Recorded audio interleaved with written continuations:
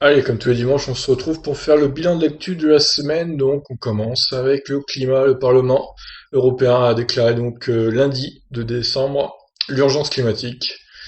Donc, ça a été voté officiellement, à voir maintenant les mesures qui seront prises, mais il est clairement temps d'agir. Alors, j'ai fait un petit on-board avec la Lyon, du coup, pendant 7-8 minutes. Donc, je vous ai parlé un peu également des futurs Peugeot et DS électriques. Donc, si vous voulez aller voir, hein, c'est toujours sympa, des petits on-board en voiture électrique. Toujours lundi, Citroën prépare une version électrique de la C4 Cactus pour 2021.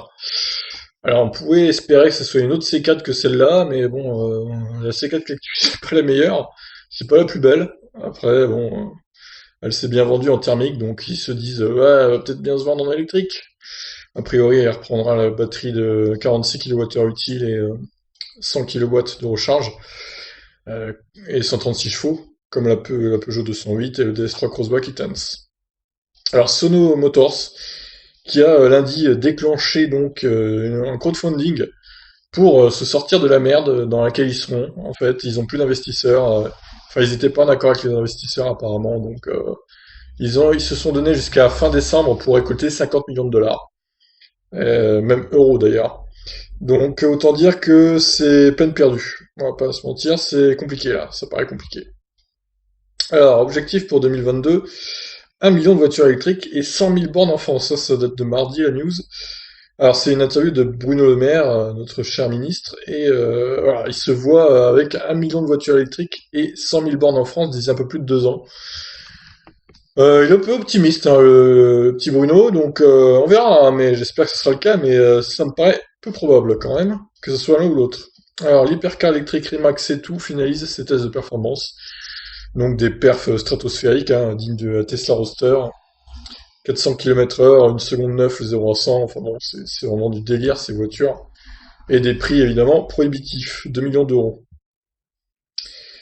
Alors les prix des voitures électriques devraient bien baisser à partir de 2024, donc un graphique intéressant qui montre le croisement même entre les prix des voitures thermiques et électriques qui se croiseront à vrai. 2037, a priori, les voitures électriques deviendront moins chères à l'achat à partir de 2024, elles seront plus vendues que les voitures thermiques à partir de 2037. Bon, écoutez, on sortira ça en temps voulu. Hein, s'il y a toujours la chaîne dans 18 ans, bah, je ressortirai cette vidéo et on verra bien ce que ça donne. Alors, on continue avec la Kyontu K50, la copie chinoise de la Tesla Roadster, beaucoup moins bien, et 100 000, plus de 100 000 dollars, mais elle a des perfs beaucoup moins intéressantes que la Roadster, une autonomie d'à peine 350 km, donc c'est pas folichon. Alors, on parle d'une version électrique de la petite Mazda MX-5. Alors, ce serait pas mal, je trouve. J'aime bien cette voiture. Elle a un joli look. Bon, après, elle est petite, donc je suis pas sûr qu'il pourrait mettre beaucoup de batterie dedans. Donc ça, à mon avis, 30-35 kWh, pas plus, quoi, malheureusement. Ça lui donnerait pas plus de 250 km d'autonomie, je pense. Mais bon, à voir, hein. À surveiller en tout cas. Alors évidemment, je fais une petite vidéo concernant les pénuries d'essence, concernant la grève du 5 décembre, qui d'ailleurs sera reconduite dans la semaine.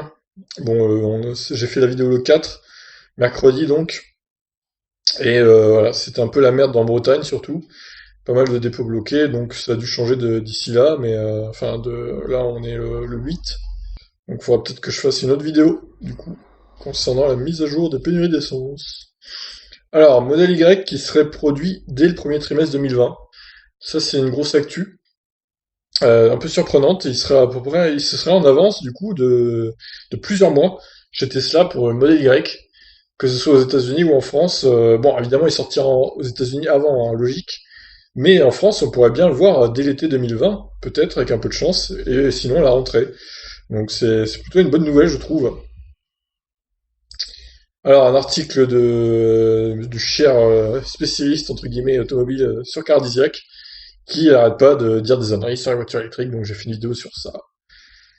Opel compare le coût d'utilisation pour la Corsa électrique essence et diesel. Alors Opel, oui, ils ont sur leur site, ils ont comparé avec des petits tableaux les coûts des différents modèles de leur gamme Alors, la Corsa électrique, la Corsa diesel et la Corsa essence. Et c'est plutôt intéressant de constater qu'au final, ils privilégient la Corsa électrique. Malgré que, bon, ce soit des constructeurs anciens hein, qui préfèrent vendre du thermique. Mais ils se disent, bon, il faudra peut-être qu'il y ait les amendes qui nous guettent, il faudra peut-être qu'on vende de l'électrique quand même. Eh bien, vous avez raison. Alors, les livraisons de la nouvelle Zoé vont commencer le 9 décembre. Alors, bah, lundi, du coup, demain, on est le 8 là, donc demain lundi, les livraisons de la nouvelle Zoé vont bientôt débuter. Et apparemment, elles étaient retardées parce qu'il y avait des mises à jour de la Zoé, donc des problèmes apparemment de la charge et tout. Donc voilà, c'est un peu flou. Est-ce que c'est vraiment le cas ou est-ce que c'est autre chose? On ne saura jamais. En tout cas, les acheteurs vont enfin pouvoir être livrés de leur première Zoé. Et ça, c'est bien. Donc toujours jeudi, Tesla veut finir l'année 2019 en beauté. Ils veulent faire plus de 100 000 livraisons au quatrième trimestre 2019. Bon, je pense qu'ils y arriveront sans trop de mal, hein, honnêtement. Ça va le faire.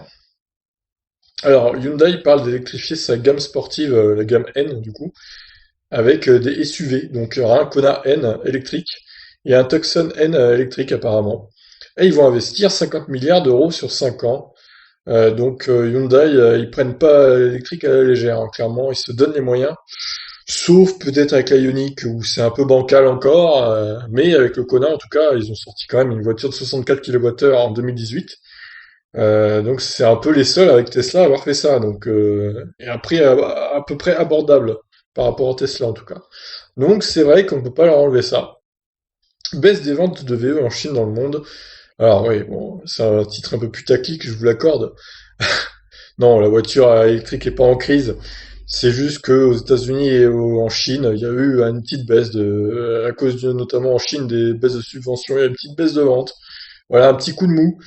D'ailleurs, en France aussi, hein, on a vu qu'il y avait que 3200 ventes, alors que les deux derniers mois, c'était plus de 4000. Bon, petite baisse là aussi, mais c'est pas méchant, je pense qu'en décembre, ça va remonter avec Noël et compagnie, donc voilà.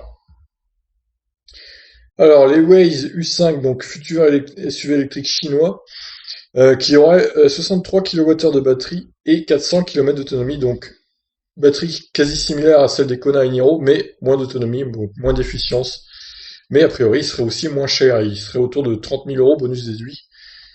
Donc un prix plutôt bien placé finalement par rapport aux coréennes. Bon, après, reste à voir l'efficience réelle, les finitions intérieures et tout. Encore quand même quelques infos à glaner par-ci par-là avant son lancement, je pense. Alors, grosse nouvelle aussi, General Motors et LG Chem s'associent pour contrer les Gigafactory Tesla. Donc, ils vont créer des usines hein, pour produire aux États-Unis des batteries. Donc, ça peut être intéressant. On va voir hein, comment ils se débrouillent les deux. Alors, le Ford F-150 électrique sera-t-il plus performant que le Tesla Cybertruck? Alors, Ford parle de mettre un moteur par roue en fait sur leur pick-up. Donc, quatre moteurs dans la voiture, une capacité de tractage démentielle du coup. Qui serait démentiel et qui pourrait donc battre le Tesla Cybertruck, pourquoi pas. À vérifier, à vérifier. Alors, on passe aux news de vendredi 6, du coup. Jaguar va mettre à jour ses I-Pace pour leur faire gagner de l'autonomie. Ça, c'est plutôt une bonne nouvelle. Bon, par contre, il faudra aller en concession, hein, du coup, pour faire la mise à jour, mais ça fait quand même gagner 40 km d'autonomie, cette mise à jour. Ils vont déverrouiller un peu de la batterie utile par rapport à la capacité totale de la batterie et travailler un peu sur l'aérodynamique, d'après ce que j'ai compris, avec des ouvertures notamment un peu refermées de l'aération. Bref, en tout cas, voilà. C'est plutôt une bonne nouvelle pour les possesseurs de Jaguar I-Pace, 520 km. Du coup, il y aura. Alors, la conversion des voitures thermiques en électrique devrait être officialisée en février 2020 et ça, c'est plutôt également une bonne nouvelle. Donc, comme j'ai mis en miniature, la Clio 4 serait un des modèles autorisés à la conversion. Et la Clio 3, Clio 2 également, hein, évidemment. Par contre, la Clio 5, non, du coup, parce qu'il faudra que ce soit quand même des voitures de plus de 5 ans. Et que ce soit pas des voitures de collection. Ce sera un petit peu la contrainte. Mais bon, ça laisse quand même pas mal de marge hein, pour convertir sa voiture. Il y a tellement de modèles au final que... Après voilà, reste à savoir les prix qui seront proposés. Donc j'ai fait un point également vendredi sur le crowdfunding Sono Motors qui est à 5 millions 3, alors qu'il aurait dû être à 10 millions à peu près, ou 9 millions 5, 10 millions, on va dire, pour être dans les clous pour atteindre 50 millions fin décembre. Donc on en est loin et à mon avis ça va se péter la gueule. C'est tragique, hein, mais... Alors, cette vidéo a fait beaucoup réagir. Des bouchons monstres se créent à certains superchargeurs Tesla aux États-Unis. Vous voyez, 878 vues, 59 commentaires, même. Donc ça a fait pas mal réagir et bon, il y en a un qui a dit ah les voitures électriques c'est de la merde, regardez, ils sont 3 heures bloqués là. Bon évidemment, hein, ça il s'y attend, il y a des trolls, mais beaucoup de Tesla fans se créent au fake aussi. Alors non, ce n'est pas un fake du coup, c'est la réalité. Mais évidemment, hein, ça n'arrive que de temps en temps, c'est pas tout le temps. Là, c'était pour Thanksgiving du coup. Ils sont tous partis dans la famille, donc pour Noël, à mon avis, ça va en faire la même. Mais bon, ça n'arrive pas tous les jours, heureusement, parce que là, il faudrait s'inquiéter quand même. Donc en tout cas, ça a fait beaucoup parler cette vidéo. Alors, nouvelle actu, Tesla officiellement leader mondial des ventes de voitures électriques. Ils ont dépassé le chinois BYD du coup, ou BYD, hein, je sais pas trop comment ça se dit. Voilà, plus de 800 000 Tesla ont été vendus entre 2014 et 2019, donc c'est un magnifique score. Bravo Tesla. Alors, les annonces, hein, comme d'habitude, le samedi sur le Bon Coin. J'ai vu une voiture chinoise comme en miniature et plusieurs Tesla Model 3, dont deux en rear wheel drive, c'est-à-dire en propulsion longue autonomie, avec 600 km d'autonomie, donc dont une à 51 500 euros de mémoire. Plutôt intéressant ce modèle, du coup. Si vous en cherchez une qui est assez rare comme ça, bah allez-y, hein, parce que ça vaut le coup. Alors donc j'ai fait une petite analyse des endroits où a eu lieu l'embouteillage. Il y a eu deux endroits, hein, du coup, en Californie. Donc je vous en ai parlé dans une vidéo. Ensuite, ah oui, alors les chiffres de vente ont été mis à jour pour novembre. Donc je vous disais hein, tout à l'heure, 3200 ventes à peu près en novembre. Bon, c'est un petit peu baissé. La i3 qui a réalisé la deuxième place ce mois-ci. Bravo à elle. Étonnant, hein, mais bon, voilà, c'est comme ça. La Model 3 en recul parce que faut savoir que la Model 3, il la livre à peu près tous les 3 mois. Donc il y a des grosses vagues de livraison, si vous voulez, tous les 3 mois. Et le reste du temps, bah, c'est pas beaucoup de livraison, quoi, finalement. Allez, on poursuit donc avec le prix des voitures électriques chez Tesla qui n'a pas bougé. Sauf que la différence par rapport à la semaine dernière, c'est qu'ils ont viré la mention en haut, le bonus de 6 000 euros déduit. Donc voilà, ils se préparent à l'arrivée de ce fameux nouveau bonus qui sera bah, pénalisant pour toutes les Tesla du coup. Et la news finale, le site supercharge.info qui recense tous les superchargeurs Tesla du monde. Donc on a pu apprendre hein, qu'il y a des superchargeurs en Chine où il y a 50 bornes par lieu de supercharge. 50, oui, vous avez bien entendu 50. Donc en France, hein, pour info, le record c'est 20, ce qui est déjà pas mal du coup. Mais bon bah voilà, pour cette semaine d'actu, 30 vidéos au fait, donc je vous dis à la semaine prochaine, donc pour d'autres actus, je vous laisse réagir, ciao.